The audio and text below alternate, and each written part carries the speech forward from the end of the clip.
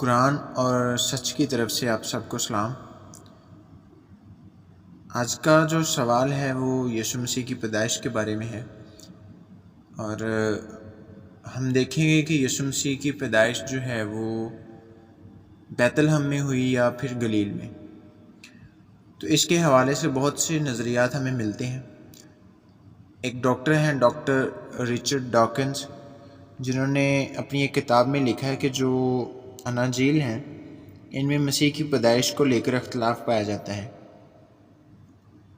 اور ہم ان آیتوں کو پڑھیں گے بھی اور دیکھیں گے کہ کیا ان میں اختلاف ہے۔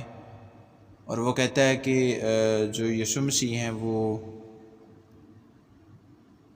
گلیل میں پیدا ہوئے، اور کچھ آیتیں کہتی ہیں کہ یسوع مسیح جو ہیں وہ بیت لحم میں پیدا ہوئے۔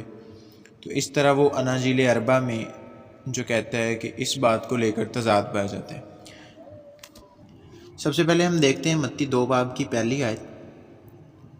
جب یسوع ہیرودیس بادشاہ کے زمانہ میں یہودیہ کے بیت لحم میں پیدا ہوا تو دیکھو کئی مجوسی پورب سے یروشلم یہ کہتے ہوئے آئے کہ یہودیوں کا جو بادشاہ پیدا ہوا ہے وہ کہاں ہے۔ اب یہ ایک آیت ہم نے دیکھی متی سے، اب ہم دوسری آیت دیکھیں گے لوکا کی انجیل سے۔ لوکا 2 باب 4 آیت میں لکھا ہے کہ پس یوسف بھی گلیل کے شہر ناصرت سے داؤد کے شہر بیت لحم کو گیا جو یہودیہ میں ہے، اس لیے کہ وہ داؤد کے گھرانے اور اولاد سے تھا۔ اور تیسرا حوالہ یوحنا 7 باب 40 سے 42 آیت ہے۔ پس بھیڑ میں سے بعض نے یہ باتیں سن کر کہا، بے شک یہی وہ نبی ہے، اوروں نے کہا مسیح ہے، اور بعض نے کہا کیا مسیح گلیل سے آئے گا؟ کیا کتاب مقدس میں یہ نہیں آیا کہ مسیح داؤد کی نسل اور بیت لحم سے آئے گا؟ یہ وہ 3 حوالہ جات تھے جو میں نے آپ کے سامنے پڑھے، اور پہلے جو 2 ہیں ان میں تو یہ بالکل کلیئر ہے، واضح ہے کہ جو یسوع مسیح ہے وہ بیت لحم سے تھے۔ اور جو یوحنا کی انجیل سے جب ہم 7 باب کی 40 سے 42 آیت پڑھتے ہیں تو اس میں کہیں بھی یہ نہیں کہا گیا کہ جو یسوع مسیح ہیں وہ گلیل سے ہیں۔ دراصل ایسی باتیں پہلے بھی ہو گزری ہیں، ایسے واقعات اور ایسی باتیں کہ بائبل پہ تنقید کرنے والے جو ہیں وہ بائبل کو نہیں پڑھتے، بلکہ وہ اس تنقید کو پڑھتے ہیں جو پہلے سے ہو چکی ہے۔ لیکن یہاں پر یہ نہیں میں کہہ رہا کہ تنقیدی نظر سے نہیں پڑھنا چاہیے، بلکہ بائبل کو ہی نہیں ہر مذہب کی کتاب کو تنقیدی نظر سے پڑھنا چاہیے۔ لیکن اکثر اوقات لوگ یہ کرتے ہیں کہ جو تنقید پہلے سے ہو چکی ہے اس کو دہراتے ہیں، نہ کہ اپنی تحقیق کرتے ہیں۔ لیکن یہ ایک عام سی بات ہے۔ اب پہلی 2 آیت لوکا اور متی سے جب ہم پڑھی ہیں، ہم نے ان میں دیکھا کہ بالکل واضح یسوع مسیح بیت لحم میں پیدا ہوئے، اور جب یوحنا کی انجیل کو دیکھتے ہیں تو اس میں کہیں بھی یہ نہیں لکھا کہ مسیح گلیل سے تھا، بلکہ یہاں 3 طرح کے نظریات پائے جا رہے ہیں۔ لوگ اپنی اپنی آرا دے رہے ہیں، مطلب اپنی اپنی جو ہے وہ رائے دے رہے ہیں۔ یہاں پر لکھا ہے کہ بعض نے یہ باتیں سن کر کہا یہی وہ نبی ہے۔ یہ پہلی طرح کے لوگ تھے جو ایک الگ جو ہے وہ رائے دے رہے تھے کہ شاید یہی وہ نبی ہے، اور بعض نے کہا کہ مسیح ہے۔ یہ دوسری طرح کے لوگ تھے، یہ دوسری طرح کی رائے دینے والے لوگ تھے جنہوں نے کہا کہ یہ مسیح ہے۔ اوروں نے کہا یہ مسیح کیسے ہو سکتا ہے، وہ تو گلیل سے آئے گا۔ یہ تیری طرح یہ ایک تیسری طرح کی جو ہے وہ رائے ہے، اور یہ الگ طرح کے لوگ جو ہیں وہ رائے دے رہے ہیں۔ یہاں پر 3 طرح کے نظریات پائے جا رہے ہیں، اور لوگ اپنی اپنی جو رائے ہے وہ دے رہے ہیں کہ شاید یہ وہی نبی ہے۔ کچھ کہہ رہے ہیں کہ یہ مسیح ہے، اور کچھ کہہ رہے ہیں کہ مسیح تو گلیل سے آئے گا۔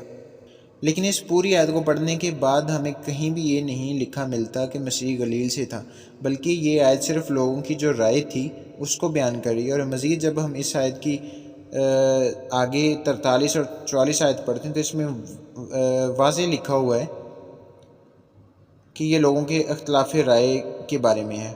اب رچرڈ ڈاکن کو یہ نہیں پتا کہ جو آیت لوگوں کے صرف اختلاف رائے کو بیان کر رہی ہے اسے وہ موضوع بنا کر تنقید کیسے کر سکتا ہے۔ ان تینوں حوالوں میں کوئی اختلاف نہیں ہے، بلکہ یہ بیان کرتے ہیں کہ مسیح بیت لحم میں پیدا ہوا۔ چونکہ گلیل میں یسوع مسیح رہے اس لیے انہیں گلیل کا بھی سمجھا جاتا رہا، لیکن پیدا یسوع مسیح بیت لحم میں ہی ہوئے تھے۔ نہ تو ان تینوں آیات میں کسی طرح کا کوئی تضاد ہے کہ یسوع مسیح کی پیدائش کو لے کر جو ہے وہ کسی طرح کا کوئی تضاد ہو، نہ اناجیل اربع میں ہی اس بات میں کوئی اختلاف پایا جاتا ہے۔ اصل میں یہ ایک رچرڈ ڈاکن جو ہے وہ یہ ایک کرسچن تھا پہلے، پھر یہ ایکس کرسچن ہو گیا، یعنی کرسچینٹی اس نے چھوڑ دی، اب یہ ایک ملحد کے طور پہ جانا جاتا ہے۔ تو اس طرح کے اور بھی بے شمار لوگ ہیں۔ پہلی تو بات یہ ہے کہ یہ خدا کی ذات کو نہیں مانتے، خدا کے ہونے کو نہیں مانتے، خدا کے ظہور کو نہیں مانتے، خدا کی ذات کو اس دنیا میں کہتے ہیں کہ کوئی خدا ہے ہی نہیں۔ تو پھر ان کے لیے ہر چیز جو ہے وہ بے معنی ہے، چاہے وہ بائبل کی کوئی بھی آیت ہو، بائبل کی جو ہے وہ کسی بھی کتاب سے ہو، حوالہ ہو، ان کے لیے بے معنی ہے۔ اس طرح کے اور بھی بے شمار لوگ ایسے ہیں جو صرف بائبل پہ تنقید کرنا جانتے ہیں، اور تنقید بھی وہ ہوتی ہے جس کا کوئی نہ تو سر ہوتا ہے نہ پاؤں ہوتا ہے۔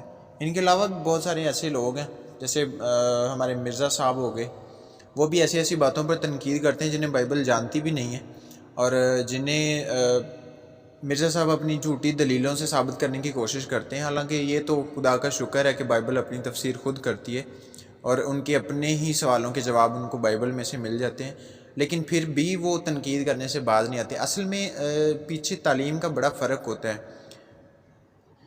جس بچے کو جس طرح سکھایا جاتا ہے، جس طرح پڑھایا جاتا ہے، اس نے اس طریقے سے ہی بات کرنی ہے، اور جن بندوں کو اس بات کے لیے ہائر کیا جاتا ہے کہ تنقید ہی کرنی ہے، تو انہوں نے تنقید ہی کرنی ہے، انہوں نے کسی کی نہیں سننی کہ سچائی کیا ہے، نہ انہوں نے خود تحقیق کرنی ہے، نہ انہوں نے کسی کی سننی ہے، بلکہ انہوں نے تنقید پر ہی تنقید کرنی ہے جو کہ آلریڈی ہو چکی ہے۔ اور اس لیے میں چاہتا ہوں کہ اس ویڈیو کو جو ہے وہ اس وائس کو زیادہ سے زیادہ شیئر کیا جائے، تاکہ لوگ جو ہیں وہ سچائی کا علم رکھیں، سچائی کو جانیں، اور خاص طور پر وہ لوگ جو تنقید کرتے ہیں اور ایسی تنقید کرتے ہیں جو کہ بے معنی ہوتی ہے، جس کا کوئی عطا پتہ نہیں ہوتا، وہ تنقید کرنے والے اس سچائی کو جانیں اور بائبل کو تنقیدی طور پر پڑھیں، لیکن وہ اس تنقید کو جو پہلے سے ہو چکی ہے اس پر اپنی تحقیق خود کر لیں، تاکہ انہیں سچائی کا پتہ چل جائے، اور اس سے پہلے کہ وہ تنقید کریں پھر سے وہ سچائی جان لیں۔ اس لیے ضروری ہے کہ آپ اس ویڈیو کو شیئر کریں، تاکہ اور لوگ بھی جو ہیں وہ سچائی کا جو ہے وہ سچائی کو مان سکیں اور سچائی کو جان سکیں۔